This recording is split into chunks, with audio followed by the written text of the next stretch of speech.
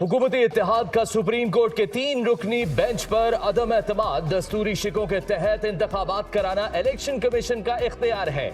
अदालत को कमीशन के इख्तियारात में मुदाखलत नहीं करनी चाहिए। 4 मुअज़्ज़ज़ जज साहिबान यही फैसला दे चुके। चीफ जस्टिस अक्सरियती पर अकलियती फैसला मुसल्लत करना चाहते हैं। खास मकसद और जमात को रिलीफ देने की उजलत सियासी एजेंडा दिखाई देती है। मुल्क भर में पोलिंग एक ही रोज होनी चाहिए। इनहराफ पाकिस्तान को तबाहकुन सियासी बहरान में मुब्तला कर देगा। सूरत हाल मुआशी मफादात पर खुदकुश हमले के मुतरादिफ होगी। सियासी और आईनी बहरान पैदा करने की साजिश किसी सूरत कबूल नहीं की जाएगी। अक्सरियती फैसले को मानते हुए मौजूदा अदालती कार्रवाई खत्म की जाए, हालात का तकाजा है। चीफ जस्टिस और 3 रुकनी बेंच के दीगर जज साहिबान मुकदमे से दस्तबरदार हो जाएं। वजीर आजम की ज़ेर सदारत हुकूमती जमातों के इजलास का एलामिया जारी। सियासतदानों को मिलकर बैठने की हिदायत करने वाले खुद तकसीम हैं। उन्हें अपने अंदर भी इत्तेहाद पैदा करना चाहिए। चीफ जस्टिस इख्तलाफी आवाज़ों को इदारों के सरबराह के तौर पर सुने।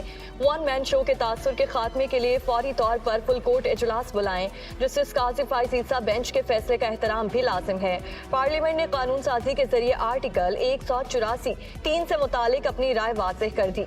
ऐवान बालादस्त है, सबको उसकी राय का एहतराम करना चाहिए। उम्मीद है सदर मुमलिकत जमाती वाबस्तगी की बुनियाद पर कानून साजी में रुकावट नहीं बनेंगे। हुकूमती एलामिये का मतन। फस्ताई गिरोह बराह रास्त आइन पर हमला आवर है। दस्तूर पामाल करने वालों के इजलासों और एलामियों की कोई हैसियत नहीं।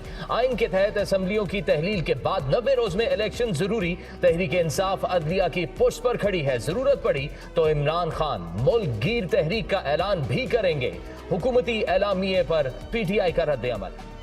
सुप्रीम कोर्ट ने पहले सोमोटो के जरिए असम्बलियां बहाल की तो वो ठीक था। अब अदालत सोमोटो के जरिए इलेक्शन चाह रही है तो ये लोग पीछे पड़ गए हैं। 90 रोज में इलेक्शन ना हुए तो सड़कों पर आ जाएंगे। इमरान खान की सहाफियों से गुफ्तगू। इलेक्शन इल्तिवा के खिलाफ केस की समाअत करने वाले सुप्रीम कोर्ट के बेंच पर हुकूमती इत्तेहाद का अदम एतमाद। चीफ जस्टिस की सरबराही में 3 रुकनी बेंच के खिलाफ रेफरेंस लाने पर गौर।